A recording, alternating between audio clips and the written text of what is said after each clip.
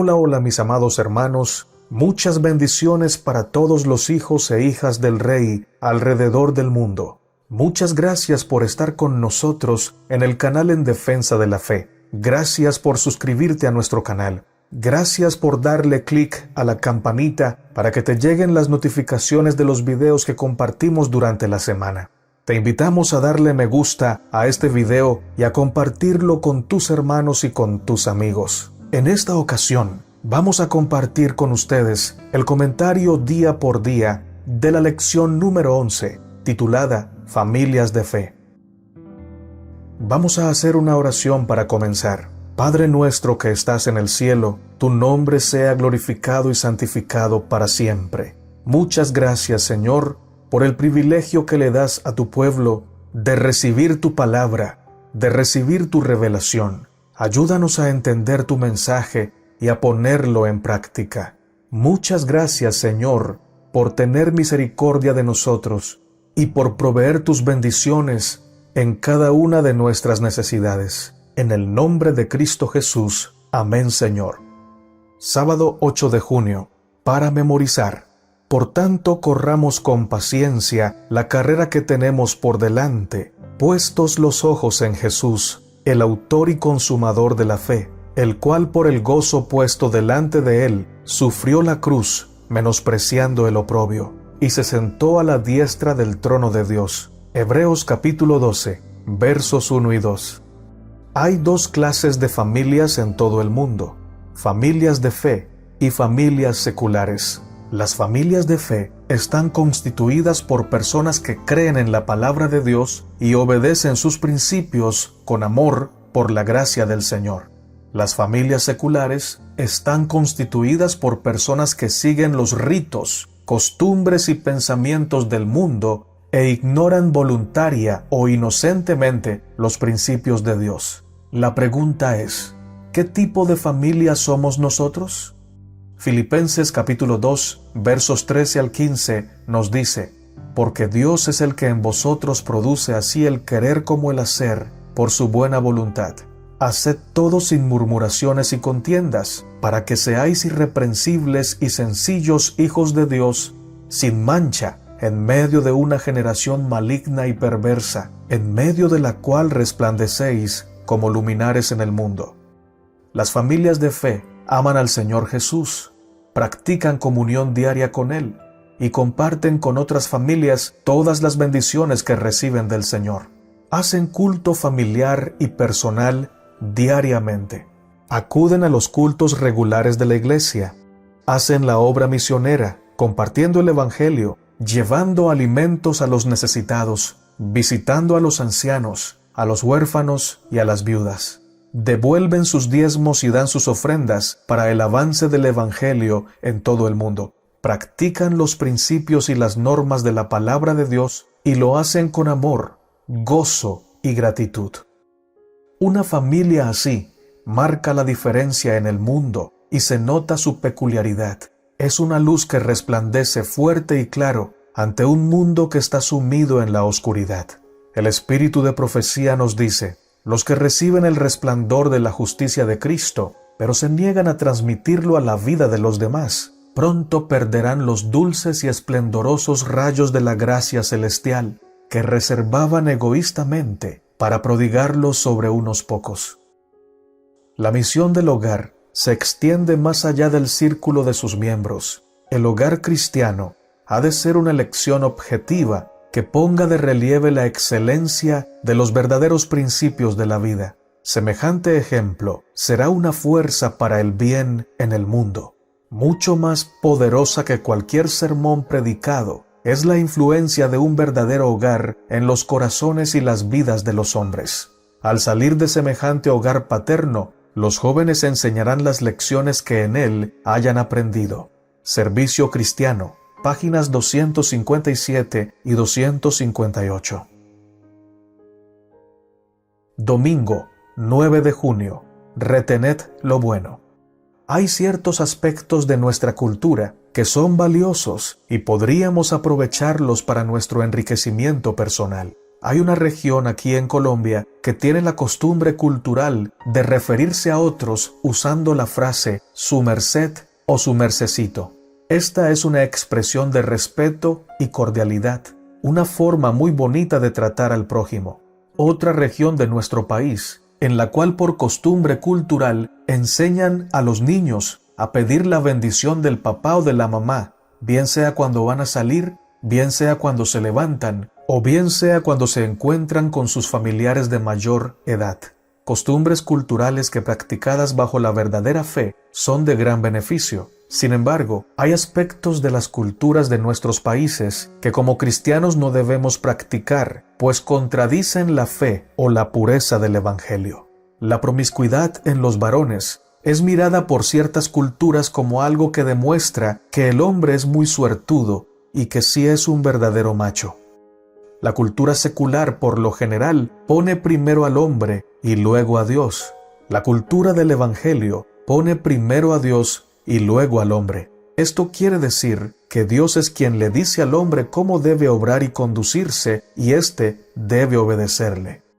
Cuando se pone la cultura primero que a Dios, entonces hablamos como la cultura lo impone y no como Dios manda. Escuchamos música que exalta las pasiones humanas y no la música que nos lleva a humillarnos delante de Dios y a aprendernos la palabra del Señor.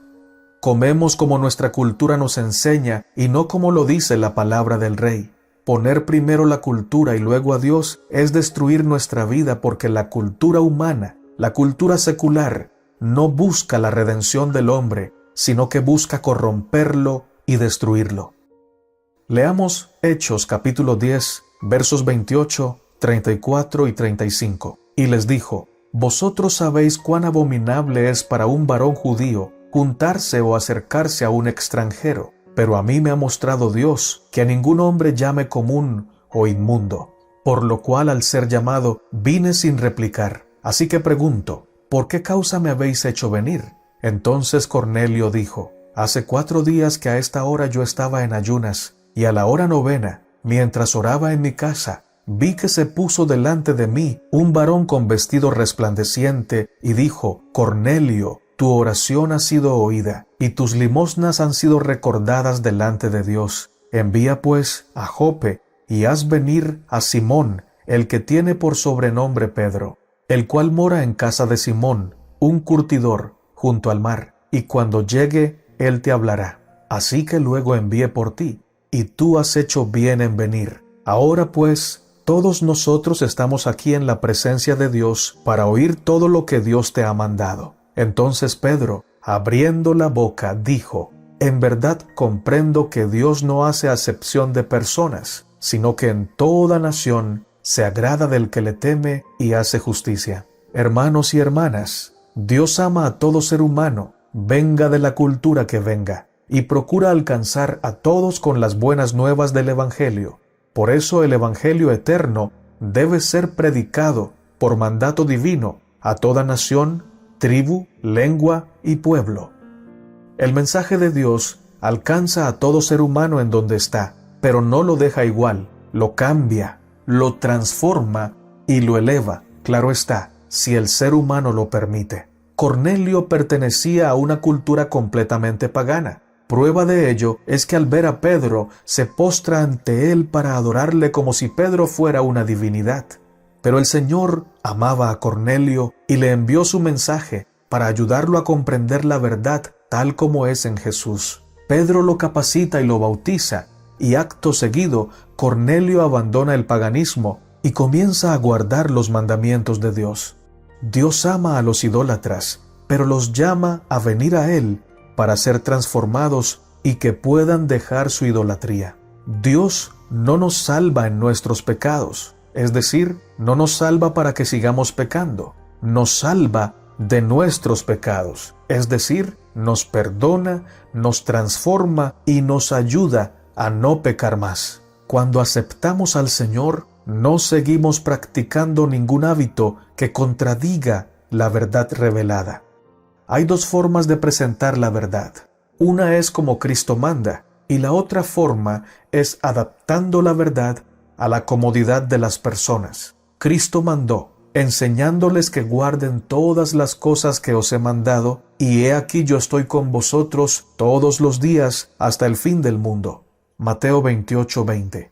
La mayoría de iglesias de hoy adaptan la verdad al gusto de las personas. Presentan una verdad que no los limpia, que no les impide dejar algunos pecados de los que la gente gusta mucho. Y esto, mis hermanos, es alterar el mandato de Dios y pervertir la proclamación del Evangelio. Las iglesias que así hacen no están cumpliendo el mandato de Dios y tendrán que dar cuenta en el juicio divino. El consejo del Espíritu de Profecía nos dice: la norma debe ser elevada, la obra debe tener un molde más alto, debe haber un abandono de las costumbres y prácticas del mundo, una separación. Debe realizarse un esfuerzo para ascender a una plataforma más alta, tanto por parte de los pastores como de los laicos. Debe incorporarse mucho más de Jesús y su mansedumbre, su humildad, su abnegación, su pureza, su verdadera bondad y nobleza de carácter en la experiencia y el carácter de todos los que pretenden estar desempeñando cualquier parte en la sagrada obra de Dios. Sea la palabra de Dios la guía y la regla de la vida. Sea obedecida esa palabra que expresa los mandamientos que Él ha revelado. Dios ordena que cada uno ponga a contribución todas sus facultades como un ser responsable para hacer su voluntad claramente especificada. Testimonios para los ministros, capítulo llamado Sed limpios. Lunes 10 de junio. El poder de la cultura en la familia. ¿De qué manera la cultura impactó la vida familiar en el siguiente ejemplo? ¿Qué principios podemos aprender de ello? Génesis 35, 1 al 4, dice lo siguiente: Dijo Dios a Jacob: levántate y sube a Betel, y quédate allí, y haz allí un altar al Dios que te apareció cuando huías de tu hermano Esaú. Entonces Jacob dijo a su familia y a todos los que con él estaban: quitad los dioses ajenos que hay entre vosotros, y limpiaos, y mudad vuestros vestidos, y levantémonos y subamos a Betel, y haré allí altar al Dios que me respondió en el día de mi angustia, y ha estado conmigo en el camino que he andado. Así dieron a Jacob todos los dioses ajenos que había en poder de ellos, y los zarcillos que estaban en sus orejas, y Jacob los escondió debajo de una encina que estaba junto a Siquem. En este ejemplo, podemos ver cómo la familia del patriarca Jacob tenía en su poder dioses ajenos, es decir, deidades que pertenecían a otras naciones, y de los cuales el Señor mandaba que sus hijos estuvieran siempre alejados. Jacob y su familia sabían que estos ídolos eran falsos, pero aún así la cultura, su entorno, la influencia de las naciones habían logrado afectar la vida espiritual de la familia del patriarca Jacob. Estos ídolos tenían funciones prácticas para cada situación. Había ídolos para la agricultura o los agricultores, para las mujeres estériles, para la comida, para atraer la fortuna, etc. Pero eran solo creencias vacías y supersticiosas, que constituían un gran engaño satánico para todo aquel que las recibiese y las practicase. En este caso, una familia de fe había sido alcanzada por el poder de la cultura secular y había que tomar medidas drásticas y urgentes. Jacob, como líder espiritual de los suyos, invitó a toda su familia a realizar un reavivamiento y una reforma. Él sabía que si quería recibir la bendición de Dios para él y para su familia, necesitaban ser limpios y transformados. Es entonces cuando abandonan los dioses falsos y hacen un cambio genuino de corazón, que se evidencia en el cambio de sus vestidos y atavíos que habían sido influenciados por la cultura pagana. Si querían recibir la bendición de Dios, debían dejar a un lado todo aquello que impidiera su bendición. En este caso, los ídolos, los vestidos y los zarcillos. Una familia de fe vive limpia en Cristo, tanto en su interior como en su exterior. Si había una familia que no necesitaba tener dioses falsos, era la familia de Jacob. Ellos habían sido protegidos y prosperados por el verdadero Dios. Pero cuando olvidamos diariamente agradecer al Señor por lo que hace en nuestras vidas, entonces la mente comienza a aceptar como proveniente de otro la bendición que nos llega de parte del Señor. Y nuestra ingratitud con Dios termina llevándonos a ser idólatras y a darle a un Dios falso la lealtad que debemos darle solamente al Señor Dios de Israel. ¿Cuáles son los ídolos que hoy debemos abandonar? El espíritu de profecía nos dice: la obra de la santificación comienza en el corazón, y debemos relacionarnos de tal forma con Dios que Jesús pueda poner su molde divino sobre nosotros. Debemos vaciarnos del yo, a fin de dar lugar para Jesús, pero son muchos los que tienen su corazón tan lleno de ídolos que no tienen lugar para el Redentor del mundo. El mundo mantiene en cautiverio el corazón de los hombres. Enfocan sus pensamientos y afectos en sus negocios, su posición, su familia. Se aferran a sus opiniones y modos de proceder y los acarician como a ídolos en el alma. Debemos vaciarnos del yo, pero no es esto todo lo que se requiere, pues cuando hayamos renunciado a nuestros ídolos, el vacío debe ser llenado. Cuando vaciáis el corazón del yo, debéis aceptar la justicia de Cristo. Aferraos a ella por fe. Si abrís la puerta del corazón, Jesús llenará el vacío mediante el don de su Espíritu, y entonces podréis ser predicadores vivientes en vuestro hogar, en la iglesia y en el mundo. Podréis difundir la luz, porque los brillantes rayos del sol de justicia brillan sobre vosotros. Vuestra vida humilde, vuestra conducta santa, vuestra rectitud e integridad dirán a todos los que os rodean que sois hijos de Dios, herederos del cielo, que no hacéis de este mundo el lugar de vuestra morada, sino que sois peregrinos y extranjeros aquí, que buscáis una patria mejor, la celestial. Matutina, a fin de conocerle, martes 8 de junio, titulada Señales de la verdadera santificación. Martes 11 de junio. ¿Cómo sostener a las familias en tiempos de cambios? Daniel capítulo 1 es un capítulo invaluable para mostrarnos la fidelidad de una familia de fe frente a los cambios drásticos que a veces nos toca enfrentar en la vida. Vamos a leer la palabra de Dios en Daniel capítulo 1, versos 3 al 9. Y dijo el rey a Aspenaz, jefe de sus eunucos, que trajese de los hijos de Israel, del linaje real de los príncipes, muchachos en quienes no hubiese tacha alguna, de buen parecer, enseñados en toda sabiduría, sabios en ciencia y de buen entendimiento, e idóneos para estar en el palacio del rey, y que les enseñase las letras y la lengua de los caldeos, y les señaló el rey ración para cada día de la provisión de la comida del rey y del vino que él bebía, y que los criase 3 años, para que al fin de ellos se presentasen delante del rey. Entre estos estaban Daniel, Ananías, Misael y Azarías de los hijos de Judá. A estos el jefe de los eunucos puso nombres.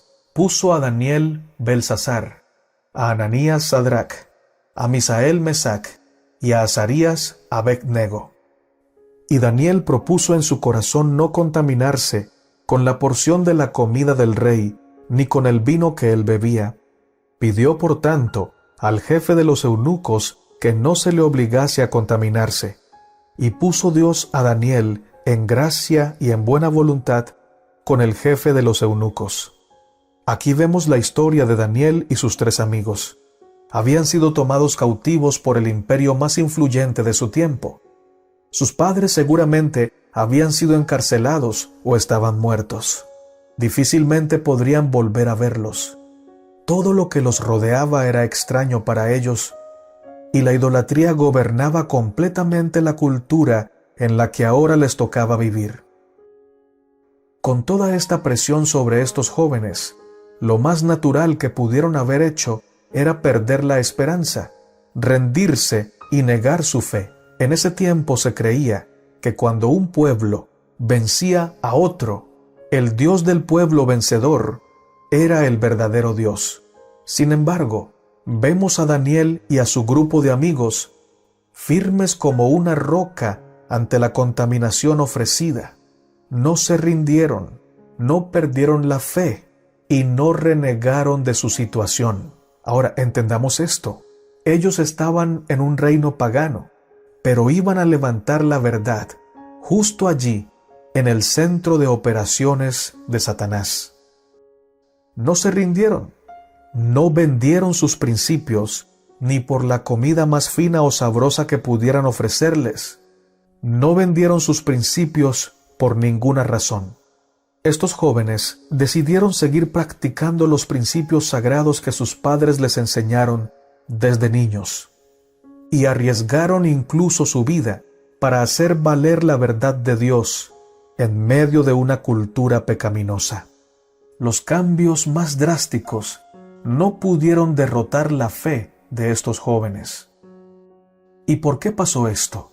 Porque desde niños sus padres les habían enseñado a ser fieles a Dios, aunque se desplomaran los cielos.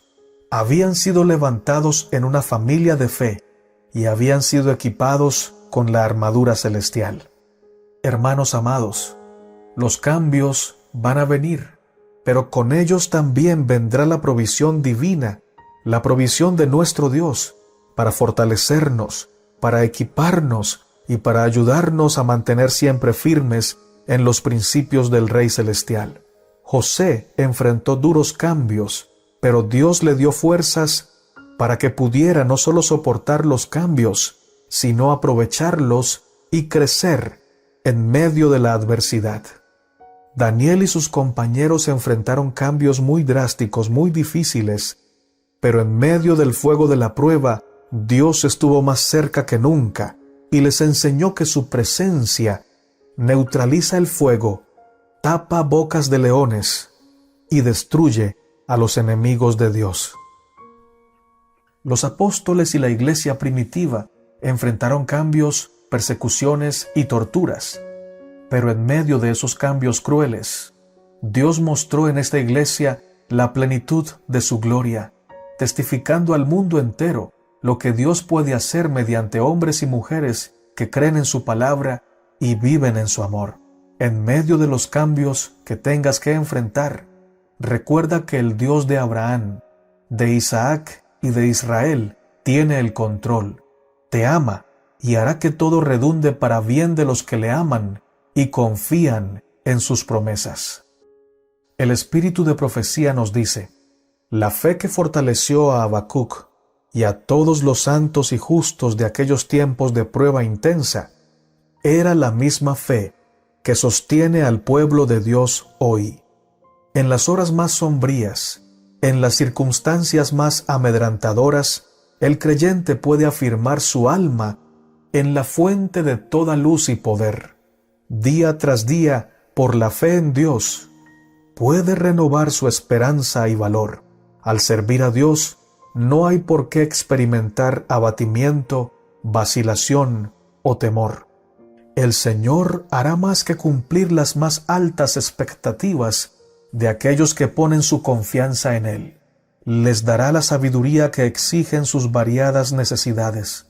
Acerca de la abundante provisión hecha para toda alma tentada, el apóstol Pablo da un testimonio elocuente. Le fue asegurado divinamente: bástate mi gracia, porque mi poder se perfecciona en la debilidad. Con gratitud y confianza, el probado siervo de Dios contestó: por tanto, de buena gana me gloriaré más bien en mis debilidades, para que repose sobre mí el poder de Cristo. Por lo cual, por amor a Cristo me gozo en las debilidades, en afrentas, en necesidades, en persecuciones, en angustias, porque cuando soy débil, entonces soy fuerte. Segunda de Corintios capítulo 12, versos 9 y 10. Este pasaje lo vas a encontrar en el libro llamado Maranata, el Señor viene.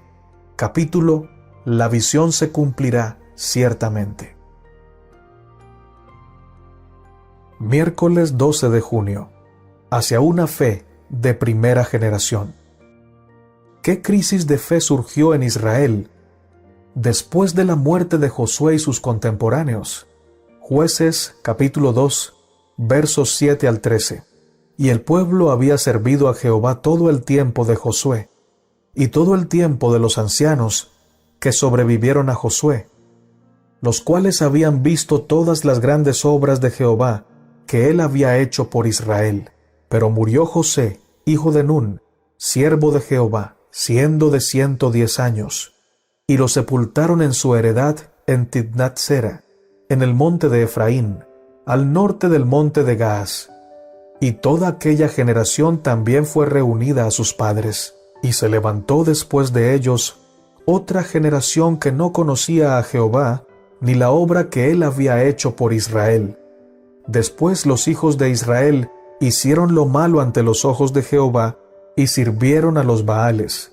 Dejaron a Jehová, el Dios de sus padres, que los había sacado de la tierra de Egipto, y se fueron tras otros dioses, los dioses de los pueblos que estaban a sus alrededores, a los cuales adoraron, y provocaron a ira a Jehová, y dejaron a Jehová, y adoraron a Baal y a Astarot.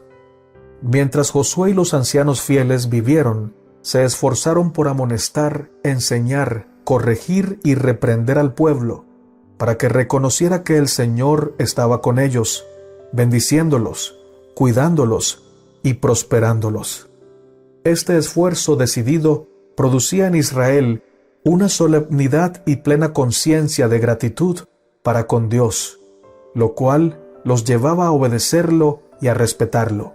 Pero cuando murió Josué y los ancianos temerosos de Dios, no quedó un solo líder que quisiera promover en el pueblo una cultura de fe, de temor y de obediencia al Señor.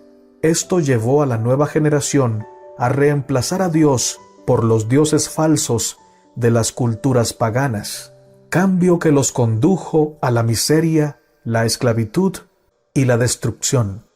La fe genuina no se hereda, pero sí se enseña. La fe verdadera nace por el oír, y el oír por la palabra de Dios. Se requiere pues que haya personas que vivan la fe, pero la enseñen a las siguientes generaciones, que se esfuercen por dejar en sus hijos un ejemplo viviente y honesto que ellos puedan seguir no por tradición u obligación, sino por inspiración y decisión, pues en la vida de sus padres vieron a Dios y anhelan seguirlo de todo corazón. La fe siempre está acompañada de obras vivientes, y estas buenas obras hacen que los hombres, en este caso, nuestros hijos y familia cercana, glorifiquen a nuestro Padre que está en los cielos. Notemos que Josué y los ancianos fieles inspiraban esa clase de fe y respeto a Dios, de tal manera que todo el pueblo seguía los principios divinos. Pero cuando mueren los hombres fieles y no queda nadie que enseñe el camino correcto, todo el pueblo se descarría y se van tras los dioses de las naciones. La influencia que más fuerza tenga será la que marque la pauta. ¿Quién tiene más influencia en nuestras familias? ¿La palabra de Dios, el amor de Dios, el mensaje de la verdad, o la televisión, el internet y la moda? Si como padres decimos una cosa, pero hacemos otra, no le vamos a entregar a nuestros hijos una fe poderosa, sino una fe falsa, que en realidad se llama ritualismo, costumbre o tradición. El espíritu de profecía nos dice: Dios hace responsables a los padres por desobedecer su orden de separarse y separar a sus familias de esas influencias profanas. Aunque tenemos que vivir en el mundo, no debemos ser del mundo. Se nos prohíbe conformarnos con sus prácticas y sus modas. La amistad de los impíos es más peligrosa que su enemistad. Descarría y destruye a miles que, mediante un ejemplo correcto y santo, podrían ser inducidos a llegar a ser hijos de Dios. La mente de los jóvenes se familiariza así con la irreligión, la vanidad la impiedad, el orgullo y la inmoralidad, y gradualmente se corrompe el corazón que no está escudado por la gracia divina. Casi imperceptiblemente, la juventud aprende a amar la atmósfera corrupta que rodea a los impíos. Los malos ángeles se congregan en torno de ellos y pierden su deleite en lo que es puro, refinado y ennoblecedor. Comentario Bíblico Adventista, tomo 2, sección Comentarios de Elena de White, comentando el libro de Jueces, capítulo 2. Jueves 13 de junio. Mensajeros del siglo XXI. Cierto escritor dijo: a tus contemporáneos no les des lo que ellos aplauden, dale lo que ellos necesitan. Los mensajeros del siglo XXI son de dos clases: aquellos que por doquiera que van haciendo famoso al mundo y a sus vanidades, hablando de lo que la mayoría disfruta y aplaude, mientras sus oyentes desconocen que hay una verdad que perdona, transforma y eleva. Y la otra clase son aquellas personas que predican la verdad tal cual el Señor la ha revelado en su palabra, y a tiempo y fuera de tiempo llevan el mensaje con su voz y sus hechos a un mundo que necesita urgentemente la amonestación. Isaías 58:1 dice: clama a voz en cuello y no te detengas, alza tu voz como trompeta, y anuncia a mi pueblo su rebelión, y a la casa de Jacob su pecado. Deuteronomio 30:15-19. Mira, yo he puesto delante de ti hoy la vida y el bien, la muerte y el mal, porque yo te mando hoy que ames a Jehová tu Dios, que andes en sus caminos y guardes sus mandamientos, sus estatutos y sus decretos, para que vivas y seas multiplicado, y Jehová tu Dios te bendiga en la tierra a la cual entras para tomar posesión de ella. Mas si tu corazón se apartare y no oyeres, y te dejares extraviar, y te inclinares a dioses ajenos y les sirvieres, yo os protesto hoy que de cierto pereceréis. No prolongaréis vuestros días sobre la tierra a donde vais, pasando el Jordán, para entrar en posesión de ella. A los cielos y a la tierra llamo por testigos hoy contra vosotros, que os he puesto delante la vida y la muerte, la bendición y la maldición. Escoge pues la vida para que vivas tú y tu descendencia. No vale nada, hermanos y hermanas, predicar aquello que la gente adula y disfruta. La condición de la humanidad es tal que cuando se le predica la verdad pura, siempre, en primera instancia, la rechazarán o por lo menos les chocará, les dolerá. No estoy hablando de hablar con rudeza o maltrato emocional. Estoy hablando de clamar a voz en cuello y anunciar a los hijos de Dios su rebelión y a la casa de Israel su pecado. Tratar una herida causa dolor, pero es necesario desinfectarla, aunque duela, para que no se convierta en una llaga incurable. El pecado de la humanidad es extremo y necesita un mensaje de reprensión que sea claro, directo y lleno de amor, pero también de justicia y solemnidad. Debemos recordar que el amor también reprende, también disciplina y en muchas ocasiones hasta incomoda para poder sacar a los que ama, a los oyentes, de su conformidad con el mundo, para que no sigan así, porque de seguir así, el destino que les espera es la muerte eterna, es la destrucción eterna.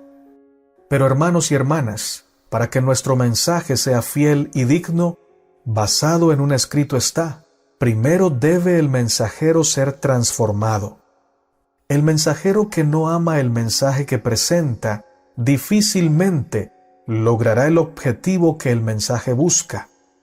Si no amamos el mensaje, lo vamos a predicar como una mentira. La verdad debe ser presentada como verdad, por un hombre o una mujer que vivan esa verdad. Si no es así, nuestro mensaje carecerá de poder. Un mensajero que no ame y crea en el mensaje lo presentará sin fe, sin convicción y sin argumentos vivos y poderosos. Sus palabras estarán llenas de vacío y su vida será una contradicción del mensaje santo, de la verdad que predica. Un mensajero que ame a Dios y a su mensaje presentará la verdad con poder y convicción. Sus palabras estarán selladas con la gracia divina. La verdad en los labios de un hombre y una mujer entregados a Dios es una espada de dos filos que destruyen las cadenas que atan al pecador y penetra hasta lo más profundo del alma. La persona que ha sido transformada por el Espíritu Santo y ha sido convencido por él de la verdad divina, cuando predica el mensaje, convence a otros, porque el que está convencido, convence. El espíritu de profecía nos dice, en un sentido especial, los adventistas del séptimo día han sido colocados en el mundo como vigías y portaluces. A ellos les ha sido confiado el último mensaje de misericordia para un mundo que perece. Sobre ellos brilla la maravillosa luz de la palabra de Dios. ¿Qué clase de personas entonces deberían ser? Dios necesita portaluces que llenarán el mundo con la luz, la paz y el gozo que proceden de Cristo. Necesita hombres humildes, hombres conscientes de su propia debilidad y que recuerden lo que el servicio de Dios exige de ellos, la corrección del habla y de la acción que manifiestan el poder de la gracia de Cristo. Los tales revelarán en sus vidas las virtudes del carácter de Cristo. Dios está reteniendo sus juicios en espera de que el mensaje sea proclamado a todos. Hay muchos que aún no han oído el mensaje probatorio constituido por la verdad para este tiempo. El tiempo es precioso. El destino de las almas está en la balanza. Tan vasto es el campo, tan amplio el plan, que todo corazón santificado será urgido a servir como un agente del poder divino. Review and Herald, 23 de diciembre de 1905. Este pasaje lo puedes encontrar en la matutina, en los lugares celestiales, del domingo 3 de noviembre, bajo el título Levántate y resplandece. Oremos, mis hermanos. Amado Padre que estás en el cielo, te damos gracias porque siempre estás con tus hijos. Gracias, Señor, porque podemos habitar bajo la sombra de tu presencia, bajo la luz de tu gran amor.